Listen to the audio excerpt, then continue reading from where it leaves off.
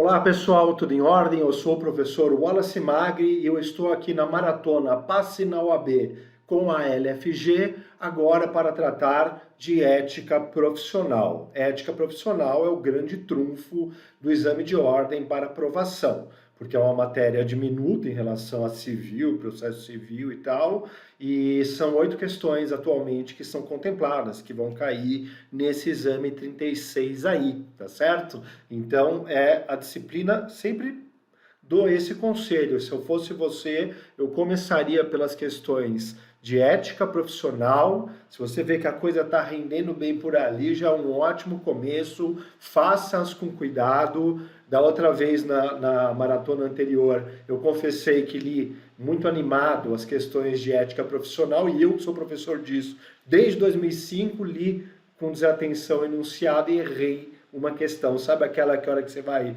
verificar no gabarito, você quer se matar que você colocou errado porque deixou de ler com atenção a parte final do enunciado? Então sempre tem essa dica geral para todas as disciplinas: leiam atentamente o enunciado. O 35 eu li atentamente, acertei todas, o que é de se esperar, e vamos colocando na estatística do que mais cai no exame de ordem para a gente fazer aqui, né, em clima de revisão, de estabilização para a prova, momento já de se preparar como se fosse um grande prêmio, uma Olimpíada. É isso que você vai fazer neste domingo. Então a preparação, a concentração, o foco tem que estar todo o exame de ordem.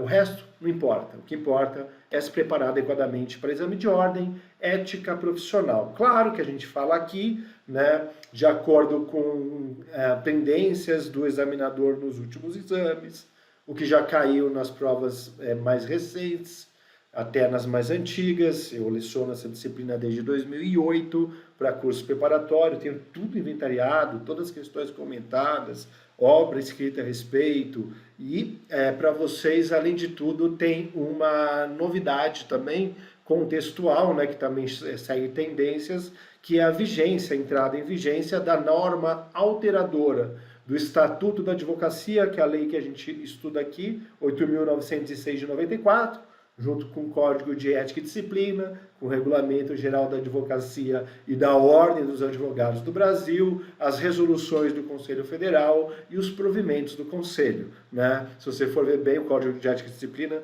acho que eu falei, não é tão pouca legislação assim. E agora, em junho, entrou em vigência uma norma que altera o Estatuto, altera um pouquinho o CPC e o CPP também. Para o que nos interessa, eu tenho que falar um pouco sobre essa norma alteradora. É bom que você leia sozinho também, porque nessa revisão eu vou fazer uma proposta de como a gente vai tratar essa norma. Seria de todo desnecessário, ou não é assim que eu queria conduzir, porque não vai cair só isso na prova. Até acho que o examinador deveria ir com cuidado para começar a perguntar sobre temas da norma alteradora. Anota aí, deixa aí pertinho, é um estudo isso aqui, eu não sou uma televisão, e isso aqui também não é um blog de YouTube, isso aqui é um curso e é uma aula preparatória para exame de ordem. Então coloca aberta aí para você a lei 14.362 de 2002, lá no site do Planalto é sempre melhor. Se você abrir a lei 8.906 de 94 no Planalto, as novas normas já estão acrescidas, tá? Mas é bom ler a norma que é alteradora, porque aí você vê especificamente o que foi acrescido. Eu fiz um trabalho que é o seguinte: eu sou um estudioso dessa matéria desde 2005, dou aula em curso preparatório, em faculdades desde 2005, preparatório em 2008, fui julgador do tribunal por 3 anos, escrevo sobre o tema. Então, quando essa lei entrou em vigência, a gente sempre dá uma lida com calma para entender a main legis, qual que é a intenção do legislador com esta norma alteradora. Eu não vou ficar batendo esse papo nesse encontro com vocês. Mas o que é que eu fiz? Eu uni o útil ao agradável. Essa norma alteradora e aquilo que costuma cair com mais frequência no exame de ordem, principalmente nos últimos exames de ordem, sem perder muito tempo com aquilo que caiu já em exames muito próximos, a não ser que eles estejam repetindo demais algumas coisas, conforme eu falarei com vocês. O que eu percebi dessa norma alteradora 14.362 de 2022 é que ela se preocupa bastante com expandir a relevância da advocacia, não só na atuação no poder judiciário, mas em processos administrativos também relacionados ao poder executivo e principalmente ao poder legislativo.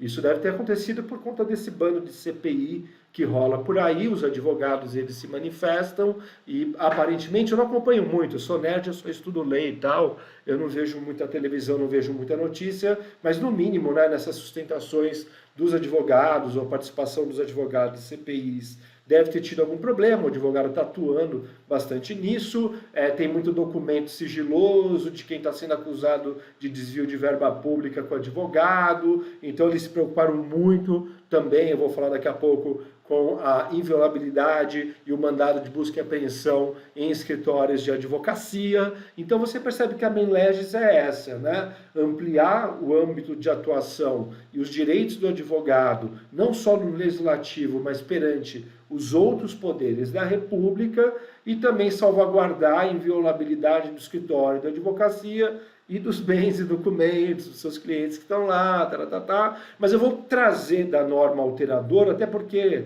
ela a norma complementadora, ela é até mais complementadora do que alteradora. Então, o que eles mudam, que pode cair como pegadinha, porque mudou agora, eu separei para a gente. Aquilo que acresce e que tem a ver com a vida dos advogados comuns, né? Eu receio que você não vai começar a advogar para políticos em CPIs. Então eu peguei aquilo da norma alteradora que tem mais a ver com o dia a dia da vida do advogado e também do espírito dessa norma, né, que altera a Lei 8.906 de 94, cai já está em vigência há mais de 3 meses, meu amigo, cai. Né? E, como eu falei, é melhor que caia aos poucos, porque todo mundo, todo mundo, até sedimentar a nova norma, leva algum tempo e tem uns tópicos que são muito específicos, espero que não sejam abordados nesse exame. Então essa foi a minha proposta. Pega lá, algo que essa lei alterou logo no início da nossa lei 8.906 de 94, lembrando que o Código de Ética e Disciplina, o Regulamento Geral, tudo isso são normas interna corporis. Isso aqui é uma lei federal, do mesmo jeito que o Estatuto é uma lei federal, tá? É aquela que altera, de fato, o ordenamento jurídico. As outras, né, o Código de Ética, resoluções, o Regulamento Geral da Advocacia, aconteceu um acidente, mas todo mundo está vivo por aqui, elas são interna corporis, têm que ser obedecidas pelos advogados. Olha que interessante, né? Quando você falava lá da atividade da advocacia desde o seu início, a gente tinha aí que o advogado, reprisando, né, o artigo 133, o artigo 2º da Lei 8.906, dizia que o advogado, diz, né, que o advogado é indispensável à administração da justiça e deixava claro o princípio da parcialidade do advogado, certo? Que exerce função social e seus atos e manifestações constituem-se imunos público. Olha o que eles colocaram no artigo 2º-A. No processo administrativo, o advogado contribui com a postulação de decisão favorável ao seu constituinte e seus atos constituem imunos público. E aí colocou ali um artigo 2º-A, que é o jeito que eles ficam fazendo remendo em lei. A advocacia está em transformação, o mundo todo, o Brasil está em transformação, muitos interesses políticos envolvidos, eles vão fazer enxerto em lei. E o Estatuto agora tem esse artigo 2º-A, que diz que o advogado pode contribuir com o processo legislativo e com a elaboração de normas jurídicas no âmbito dos poderes da República, tá? Ampliando aí, portanto, né, a relevância do advogado em todas as esferas. Então, cuidado para não cair numa pegadinha, porque como houve a adição de processo administrativo também, então agora está expresso em lei federal, não precisa ter interpretação extensiva, analógica, nada disso, está escrito na lei, que no processo administrativo o advogado atua em favor do seu cliente, portanto, com parcialidade, para que os nobres políticos, juiz já sabia disso, entenda qual que é o papel de um advogado na defesa do interesse dos seus clientes e processos administrativos também do poder legislativo está ampliado. Inclusive, uma coisa que eu acho muito legal e efetiva, né, que é a participação ativa dos advogados nas alterações legislativas. Isso cada vez mais é premente. Mas nós não vivemos só da norma alteradora. Como eu falei, é bom você tê-la aí do seu lado. Faz um tempinho que não cai, vira e mexe cai. Então vamos aproveitar essa mudança na primeira parte do estatuto, que fala da atividade da advocacia, para a gente se lembrar quais são as atividades privativas da advocacia. Continuam sendo as mesmas, tá bom? Então aqui não mudou nada. Eu só vou falar o que foi acrescido e o que pode ter uma pegadinha, como eu fiz no slide anterior. Então, via de regra, a postulação em juízo é prerrogativa de advogado, com inscrição na OAB, né, com carteirinha e tudo, como o pessoal pergunta, sendo necessário que a parte se faça representar por inscrito na OAB. Essa é a regra. Vocês lembram quais são as exceções, a regra, que é o que cai no exame de ordem. Começou a falar de HC, habeas corpus em qualquer instância ou tribunal, é exceção à capacidade postulatória exclusiva do advogado, a não ser que seja recurso ordinário constitucional. Mas falou HC, quer dizer que já não é atividade privativa. Aí eles fazem ali, lembre-se que as questões de ordem, elas têm uma narrativa, né, um enunciado de narrativa, vira e mexe bem cumprido. Quando eles não têm muito, pode ser que eles façam isso com a norma alteradora, né, que é um miguezinho meio assim, é o estudante de direito primário pretendendo ingressar no escritório de advocacia, estudou a Lei 8.994 e suas alterações. E aí ele aprendeu o quê? Aí é um jeito meio miguelado, né? Meio chinelado que o examinador usa para colocar a norma que ele quer que vocês saibam que foi alterada. Mas geralmente está dentro de um contexto, tem história, tem 3 advogados, 2 empresas, Então marca direitinho a questão para não cair, não é nem pegadinha, né? Isso aí é um problema de leitura, compreensão e construção do enunciado, faz um esquema ali para não se confundir quando tem mais de 3 figuras, mais de 2 acontecimentos, tá bom? Isso é da ordem da interpretação de texto. Mas as exceções à capacidade postulatória exclusiva de advogados, advogadas, HC, não. Juizado especial civil até 20 salários mínimos, não. Juizado especial federal, não.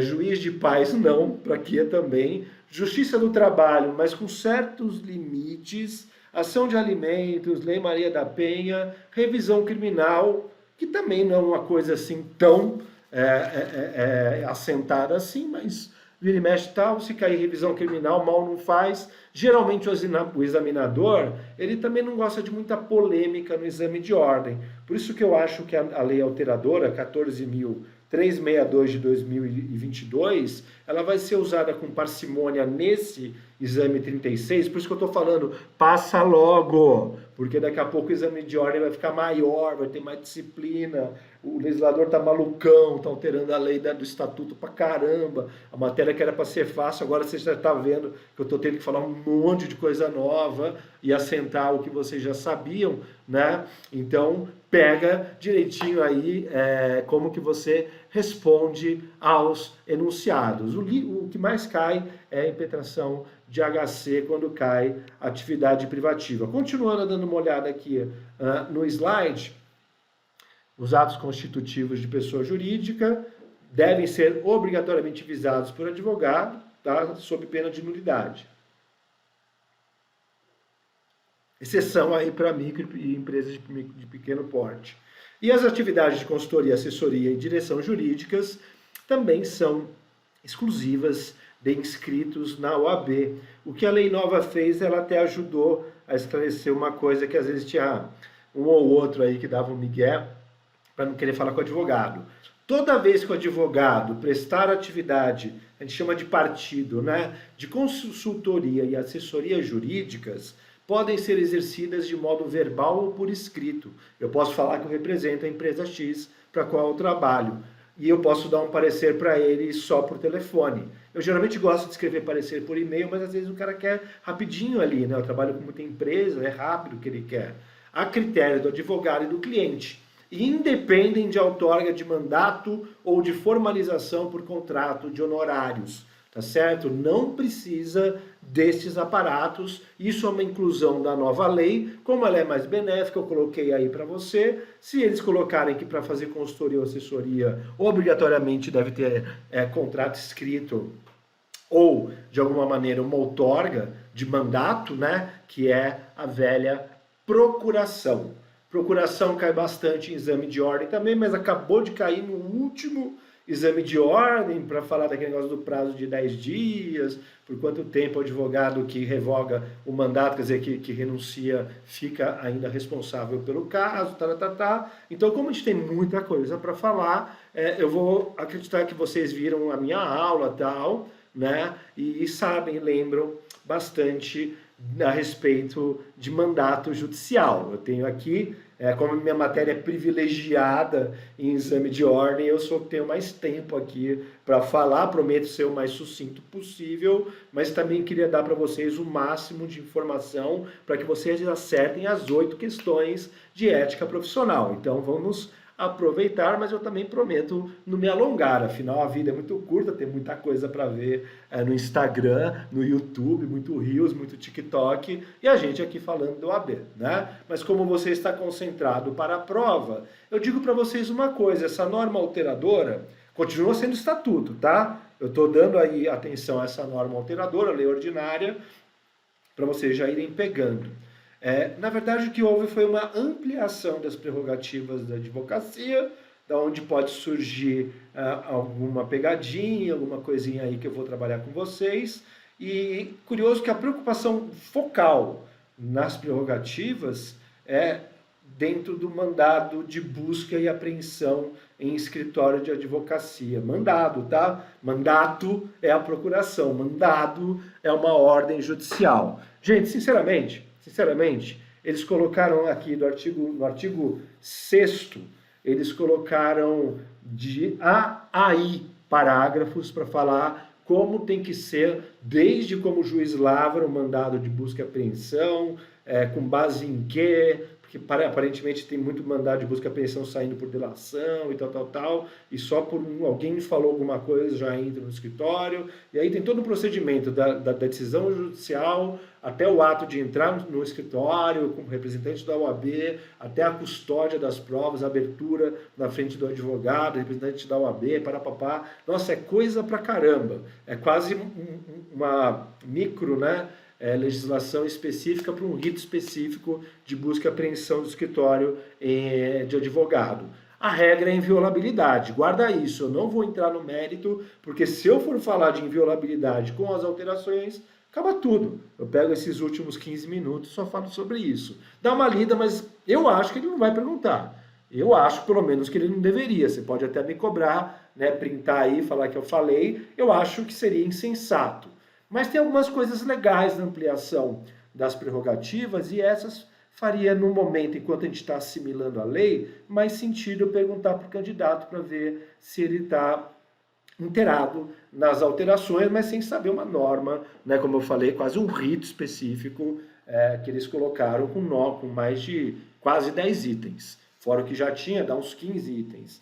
Aí tem que ter só um espaço do exame de ordem só para tratar, né, de prerrogativas no que se refere à busca e apreensão em escritório de advocacia. Mas olha só, o artigo 6º sempre falou para a gente da igualdade entre juízes, promotores e advogados, tendo todos que se respeitarem, com dignidade, tal. Isso aí não mudou. Mas no parágrafo único, com essa intenção que eu já havia falado para vocês, de aumentar, né, o espaço dos advogados em outros locais públicos, que continua tudo correndo lá do artigo 7º, todos os locais nós temos acesso, tem algumas situações em que tem que ter algum funcionário ali, né, no expediente, etc. e tal, tudo funciona, mas olha como se acresce, para deixar bem claro, que não é só no judiciário. Parágrafo único do artigo 6º alterado, porque aí pode ser pegadinha e tal, para você não cair nela, tá? Essa é a norma alterada já do Estatuto. Artigo 6º, parágrafo único. Vou ler algumas leis com vocês. As autoridades e os servidores públicos dos poderes da República, que são 3, você vê isso em constitucional, e eu não vou ficar falando aqui, porque é muito primário, né?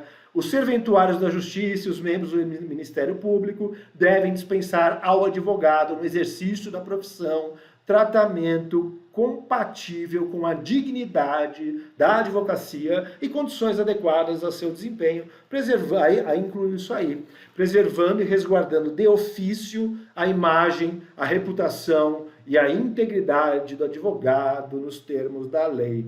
Eu, como falei, não sei muito a respeito, eu não participo das prerrogativas da OAB, desde que eu deixei de ser julgador, participei de uma comissão de uma subseção local por mais um tempo, mas faz por conta de excesso de atividades. Pode ser que eu volte, faz muito tempo que eu não ando lá pela OAB e eu não vejo notícia também. Quando eu tenho tempo que não é dando aula ou advogando, né, eu prefiro hobbies e tal.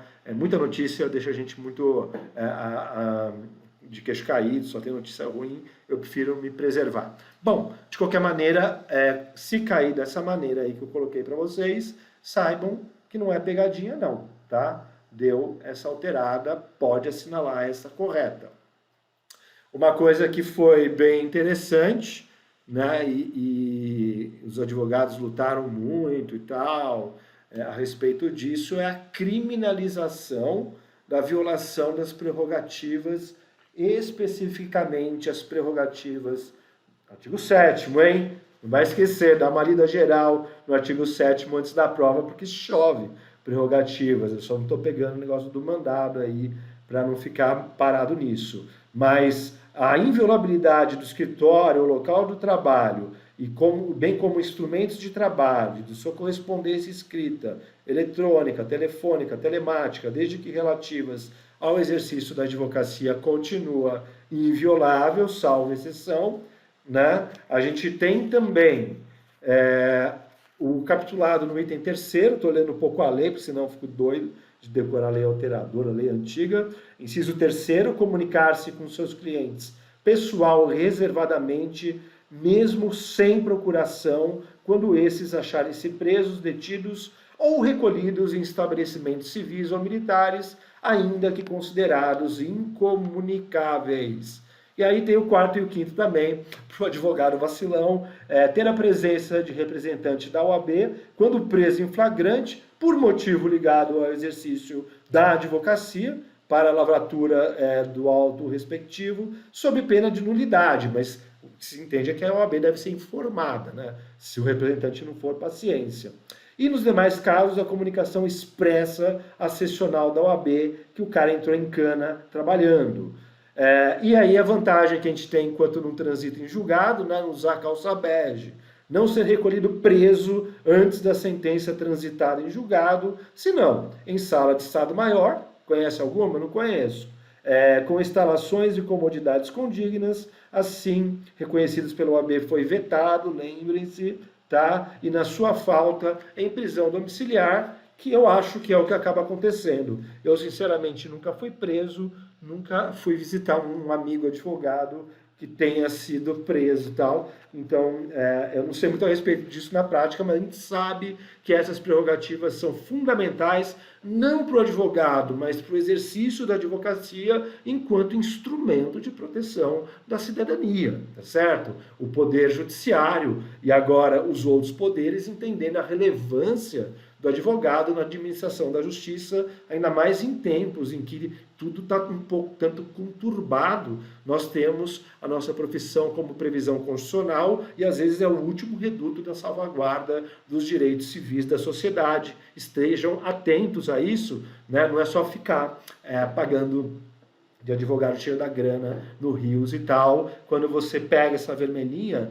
é isso que você pode se tornar, tá? O último reduto da proteção da sociedade civil. A advocacia não é profissão para covardes, né? Lembre-se que não é só o bem bom, a advocacia tem um lado que é de ciências humanas da pesada. E o que foi da pesada também foi a alteração, né, da pena. A pena ela era ínfima, de 6 meses a 1 ano, 4 meses a 1 ano, se eu não me engano, e agora ela está estampada aí, ó, de 2 a 4 anos e multa. Isso já dá, né, a importância que o legislador está conferindo as prerrogativas dos advogados nesses tópicos da inviolabilidade, da prisão, que nós acabamos de dizer, e da comunicação com clientes, né, que não podem ser incomunicáveis, vai saber, entre período de exceção e tudo isso, a gente tem que continuar acreditando que a lei, né, é o que rege um país, então a gente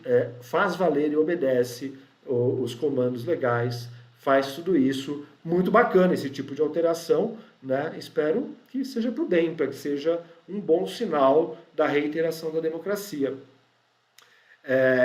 Isso aqui eu separei, vou falar um pouquinho mais devagar porque eu estou metralhando, porque eu fiquei muito animado e preocupado com essas alterações, então quero dar esse volume aí para vocês. Mas muita coisa que vai cair no exame de ordem é algo que vocês já sabem também. As prerrogativas e direitos do artigo 7º, vocês têm que estudar, porque isso, toda a prova cai, né? Aí fiquei pensando assim, como teve uma alteração do inciso 10 do artigo 7º, pode ser que eles tentem uma pegadinha para ver se você está atualizado com a lei, com uma coisa que tem muito mais a ver, né, com advogados em geral, uma coisa mais light da advocacia comum. Direito do advogado, usar da palavra pela ordem, aprendam a usar a palavra pela ordem, né, crianças? Tem aí no final a explicação. Olha só a alteração, em qualquer tribunal judicial ou administrativo, de novo, né, órgãos de deliberação coletiva da administração pública, e aí ele fala expressamente o que eu acho que eles mais se preocuparam com essa lei, ou comissão parlamentar de inquérito. Aí o que é isso, né? Falar pela ordem. É uma intervenção sumária, pontual, para esclarecer equívoco ou dúvida surgida em relação a fatos e documentos ou afirmações que influam na decisão. Então, o que pode parecer uma pegadinha, porque ainda mais quem está estudando mais de uma vez, decorou, memorizou, de repente a lei é nova, né? Então por mais que a gente tenha corrido para gravar curso e tal, eu sou do tipo que não faço a gravação da aula depois que saiu, um dia depois que saiu a lei. Por quê? Porque senão eu só vou copiar a lei e falar, eu não consigo pensar, entender, eu sou um jurista, né? Eu falo sobre isso em nível acadêmico, essa matéria ela é dogmática avançada, então eu preciso de 2 meses para poder pegar isso, e olha, na verdade altera bastante coisa, na verdade altera todo a mens legis, né? O recado que o legislador quer dar com essa mudança. Então isso vai implicar em muita alteração de aula e tudo isso. Outra coisa que é legal porque é uma novidade, e pode ser até uma novidade boa, porque hoje em dia está na moda, vocês sabem que quando a gente tentou a primeira vez a AJUF, né, que é a Associação dos Juízes Federais, eles vetaram e o STF confirmou que a gente queria que fosse colocado nos direitos dos advogados o direito à sustentação oral em qualquer instância ou tribunal. E isso foi tirado, né? A gente só pode falar nos tribunais quando tem previsão no regimento interno. E aí vem a lei alteradora e fala que a gente pode usar aí esse direito da sustentação oral. Pode ser bacana, veja por quê. Pode o advogado, poderá no futuro, né, o advogado, realizar a sustentação oral no recurso interposto contra decisão monocrática de relator que julgar o mérito e não conhecer dos seguintes recursos ou ações. Como foi indeferido monocraticamente, não perante os seus pares na Câmara, tem o recurso e faz aí a sustentação oral. E aí você decora aí, né? Quem estuda para a OAB decora, tá fácil. Quando que dá para fazer isso? Quando houver aí decisão monocrática que julga o mérito e não conhece da apelação, recurso ordinário é a apelação no trabalhista, os recursos especial e extraordinário, embargo de divergência, ação rescisória, MS, reclamação, HC e outras de competência originária. Então não está tão difícil de guardar, e isso é uma novidade muito bacana. Essa sim poderia ser perguntada pelo examinador, eu não sei se ele vai perguntar. Estou trazendo aqui para vocês algumas impressões e dando destaque para aquelas que estão sendo alvo de alteração. Parece um jeito bem justo, bem ponderado de se fazer uma revisão quando tem uma nova lei aí na nossa cara, mas também preservando o que cai e que não houve alteração também. Podemos continuar? porque agora a gente tem outros temas que caem com frequência em exame de ordem, essa aliança que a gente está fazendo, o que mais cai, e a lei alteradora. A prerrogativa sempre caiu muito, eu só trouxe as alterações. E aí essa lei tal aí, ela altera também alguns outros dispositivos, tá? Que é a adequação do estágio da advocacia, fala sobre advogado empregado e a questão do teletrabalho, então quer dizer que na verdade normatiza o que já vem ocorrendo, né? Especificações sobre sociedade de advogados cada vez mais está caindo no exame de ordem e cada vez mais eles estão mexendo, e normatização da figura do advogado associado, que sempre ficou ali um pouquinho apagado, né? Nunca na lei, lá dentro do regulamento geral, você conseguia ver alguma coisa sobre advogado associado, mas com essas leis da liberdade econômica, liberdade contratual, eu acho que a OAB está puxando sardinha, vamos dizer assim, né? Para quem interessa mais. Mas isso é só uma observação minha. O que importa é, o do estagiário está tranquilo, tá? O que mudou para o estagiário é a questão de situações que são diferentes. Como assim? O que acontece aqui, que houve de alteração, é o seguinte, vou até pegar a lei aqui para ler para vocês, porque é bem tranquilo. Só um instante, eu nem coloquei em slide, porque acabou de cair de estagiário, né? Aquela que fala dos 5 anos e tal. 5 anos não, quais são... 5 anos era do mandato. Quais são as atividades que o advogado pode fazer sem a presença do advogado, tá? Aqui o que está falando sobre estagiário é que achei.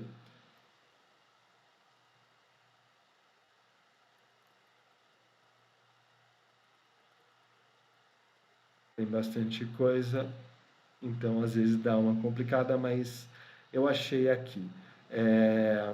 No caso, aqui eu estou falando do artigo 9º, né, que é o que fala de estágio na advocacia, parágrafo 5º, só para vocês saberem, tá? Não acho que vai cair de novo, mas vai saber. Em caso de pandemia ou em outras situações excepcionais que impossibilitem as atividades presenciais declaradas pelo poder público, então, né, o fenômeno da pandemia obrigou, a molecada viu tudo aula pelo computador. O estágio profissional poderá ser realizado no regime de teletrabalho ou de trabalho à distância, em sistema remoto ou não, por qualquer meio telemático, sem configurar vínculo de emprego, a adoção de qualquer uma dessas modalidades.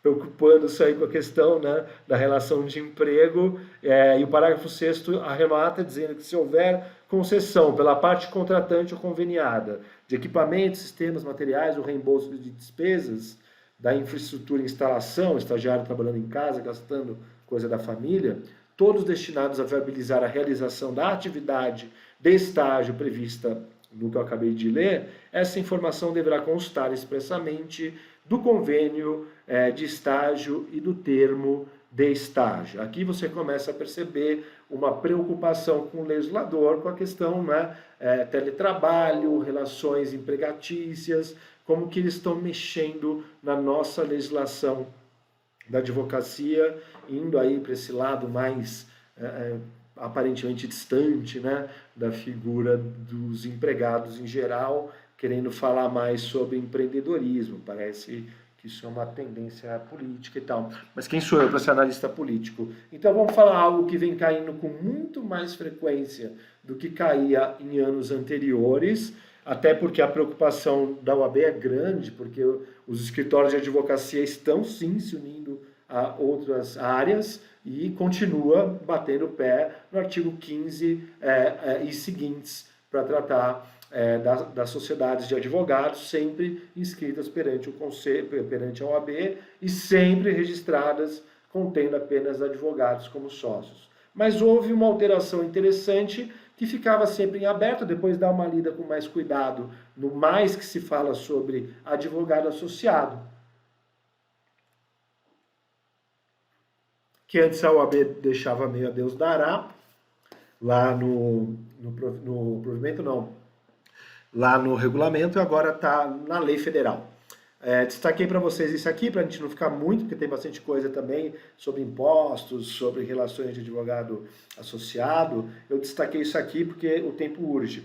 Cabem ao Conselho Federal da OAB a fiscalização, o acompanhamento e a definição de parâmetros e de diretrizes da relação jurídica mantida entre advogados e sociedades de advogados ou entre escritório de advogados sócios e advogado associado, inclusive no que se refere ao cumprimento dos requisitos norteadores da associação sem vínculo empregatício, e ele deixa claro, autorizada expressamente neste artigo.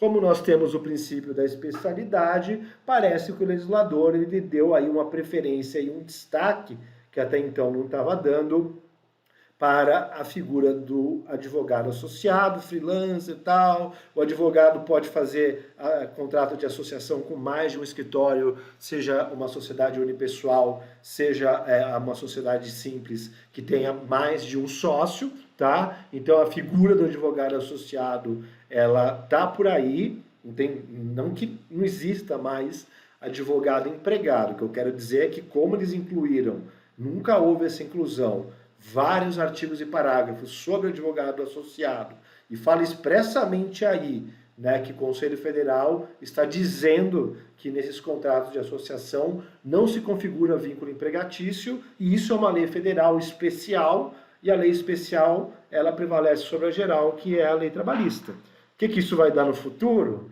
No futuro a gente conversa. Tem ainda advogado empregado, não tem problema nenhum. O que teve aí de alteração? Uma coisa muito simples, que retrata a realidade de hoje. As atividades do advogado empregado poderão ser realizadas a critério do empregador em qualquer um dos seguintes regimes. Aí eu fiz um resumo, tanto presencial, quanto remoto, quanto híbrido, né? E aí, o parágrafo 3º deixa claro que na vigência da relação de emprego, as partes poderão pactuar de acordo individual, por acordo individual e simples, a alteração de um regime para o outro, que é mais benéfico para o advogado, né? Porque aparentemente eu não sou professor de direito do trabalho, mas parece que quando é no direito do trabalho comum, é a critério do empregador. Aqui dá para o advogado às vezes já está acostumado no home office e tal. Eu, por exemplo, eu trabalho por minha conta, mas se eu tivesse que voltar para o escritório, eu ia ter que me pegar à força e me amarrar na cadeira, porque ia ser difícil depois do isolamento e tal, eu querer trabalhar, se não em regime de home office. Bom, bastante coisa, mas fica fácil. Estou trazendo lei alteradora, misturando com aquilo que mais cai, as chances de que a gente esteja permeando muitas das questões que vão cair nesse próximo ou nos próximos exames de ordem é muito grande. Como eu falei, é uma norma que tem aí desde junho a sua vigência, então tem que ler, tem que se acostumar, tal. A gente vai fazendo esse apanhado e dando as nossas impressões, ou pelo menos, né, como eu trabalho com isso há tanto tempo, até pensando como o examinador deve se acautelar para inserir no exame de ordem alterações, que às vezes fala de Conselho Federal, já que o pessoal já não consegue estudar nem quando era antes, que já é chato pra caramba, e essa alteração cair na prova, parece um tanto quanto pouco produtivo, né? Porque isso não muda muito a vida do advogado. O que muda muito a vida do advogado, e a gente já está chegando ao final do nosso encontro, é receber honorários, né? Nada mudou, a não ser um esclarecimento mais benéfico até. Não sei se mais benéfico, até achei mais benéfico, mas também comigo nunca aconteceu. As espécies de honorários advocatícios são os mesmos, aqueles convencionados, né? Mas o contrato ele não é solene, pode ser até falado. Pode, mas se você não tem um contrato escrito nos termos da lei, né, que diz que é melhor que você os faça, artigo 48 e seguintes do Código de Ética e Disciplina, com um contrato escrito você tem um título executivo, sem um contrato escrito você tem uma ação de arbitramento de honorários. Você que escolhe, ainda mais com tanta alteração legal, eu acho bom, né, fazer. E o examinador adora falar um pouquinho dos artigos 58 e seguintes. Não vamos fazer esse tipo de revisão, já que a gente está num batidão. Lembre-se dos honorários arbitrados, que além desse, do advogado que não faz nada por escrito, ou faz por WhatsApp, né? A advocacia de WhatsApp ela é linda, né? E só falta advogado não fazer contrato de honorários, trocar ideia com o cliente pelo WhatsApp e juntar prova de honorários por WhatsApp, mas deve estar acontecendo até. E o juiz ele arbitra honorários, caiu no último exame de ordem, para aquele que supre, né, a falta de defensor público para aqueles necessitados da assistência judiciária no convênio com a Defensoria Pública. Recebe sucumbência e recebe aquilo que é arbitrado tem uma tabela do OAB que é mais gordinha, essa aí do convênio o advogado trabalha por menos. O Estado é pobre, né, coitado, então ele não pode pagar os honorários integrais do advogado. E os honorários sucumbenciais, que são aquele sagrado, ninguém mexe nisso. A lei até está falando, a lei alteradora, bem claro sobre essa questão, sobre saída de sócio de escritório, umas coisas que, como eu disse, não vou falar, porque não dá tempo de falar tudo. Eu acho que eles não deveriam engordar tanto a prova com umas alterações muito grandes, mas essa aqui eu trouxe, porque como tem a ver com honorários, tá? No caso, a gente sabe que o advogado tem preferência, né, por ser verba alimentar na falência, na liquidação extrajudicial, na ordem de recebimento, e a lei alteradora fala que no caso de bloqueio universal do patrimônio do cliente por decisão judicial, garante-se ao advogado a liberação de até 20% dos bens bloqueados para fins de recebimento de honorários e reembolso. Então, a nossa partezinha de vintão, antes eu acho que ficava meio que a critério do juiz, eu não sei, não atuo muito nessa área, mas agora está fixado em 20%, tá? Ressalvada, né, dinheiro que é apreendido por conta de droga, gozado aqui de corrupção não, né? E de plantação, né? De desapropriação de lugar que planta droga, né? Nos outros casos, o advogado ele fica com 20%. E por fim, algo também que cai muito em exame de ordem, que são as infrações e sanções disciplinares, que só para ilustrar trouxe a vocês, que vai da censura, que pega o artigo 34 do inciso 1º ao 16 e o 29, que é o estagiário. A suspensão, que pega aí todos os outros, né, do 17 até o 25. E o 26, 27 e 28, que dão exclusão direta, né, porque tornar-se moralmente inidôneo para o exercício da advocacia, que é praticar crime considerado infamante, e que é também ter feito falsa prova para entrar na OAB, né? Lembrando que multa é sempre acessória, varia de 1 a 10 unidades e é aplicada junto com censura, suspensão, para, se for necessário, né, para aumentar a reprimenda. Com exclusão não, porque aí o cara já saiu da OAB, vai pagar multa para quê? Ele já não tem vínculo com a OAB, né? Já está sendo até excluído. E aí, dentro das sanções, eu vou encerrar só anotando 2 novas sanções que aparecem por aí, que não estão no artigo 34. Não sei se vai cair, mas como eles gostam de sanções, a lei inventou uma sanção nova da pesada. Olha essa aí, ó, artigo 6º, parágrafo 6º da lei alteradora. É vedado ao advogado efetuar colaboração premiada contra quem seja ou tenha sido seu cliente, e a inobservância disso importará em processo disciplinar que poderá culminar com a aplicação do disposto no inciso 3º do caput do artigo 35, que é a pena de exclusão. Veja, antes a gente tinha o sigilo profissional, que se você não respeitasse, você poderia sofrer pena de censura. O Código de Ética e Disciplina sempre deixou claro que o advogado ele deve,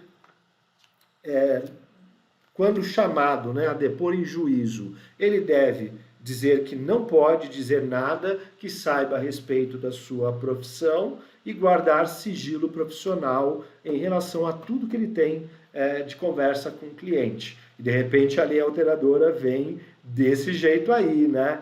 Requerendo bem mais sigilo da gente, ainda mais quando o advogado quer abrir a boca para delação premiada, quando eu fico imaginando que está em conluio com o cara que desvia verba pública, que eu acho que é o que eles apuram em CPI. Pergunta lá para a professora, ou de constitucional ou de administrativo, eu tô fora dessa. Eu vou terminar com uma nova sanção também. Dá uma olhada no provimento, né, que fala sobre o marketing digital. Pode fazer marketing digital, sempre seguindo aquele comando ético básico, né, que é sobriedade, que é feito de maneira moderada, discreta e informativa. Valendo dizer que a OAB fala que até na sua página pessoal é bom, né, se apresentar com moderação e discrição nas vestimentas, aonde você dá rolê. Mas aqui tem uma sanção.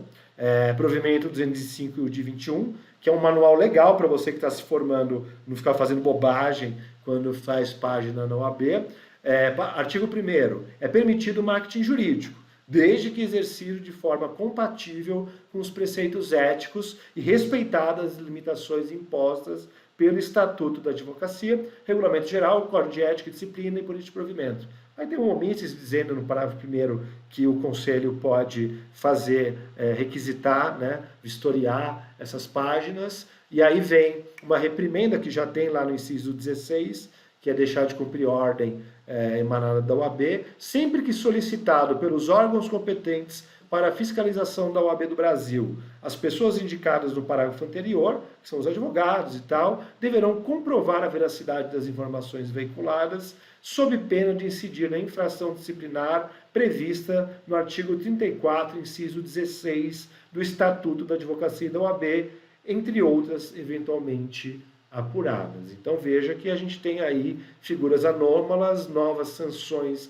disciplinares advindas de um rol, né, que nunca se pensou taxativo, mas tem 29 incisos, e qualquer violação ao Estatuto, ao Código de Ética e, eventualmente, a provimento, tá bom? Então esse foi o panorama geral, um pouco mais carregado, aproveitando para trazer algo da norma alteradora e também relembrando aquilo que são os temas que geralmente caem em exame de ordem. Então esteja atento, dá uma lida nessa lei, dá uma lida no artigo 7º, leia com cuidado os enunciados, que você certamente acertará as 8 questões de ética profissional, e eu espero vocês junto com o pessoal da rede LFG na segunda fase do exame de ordem, tá bom? É isso aí, sucesso, boa prova para todos, até a próxima!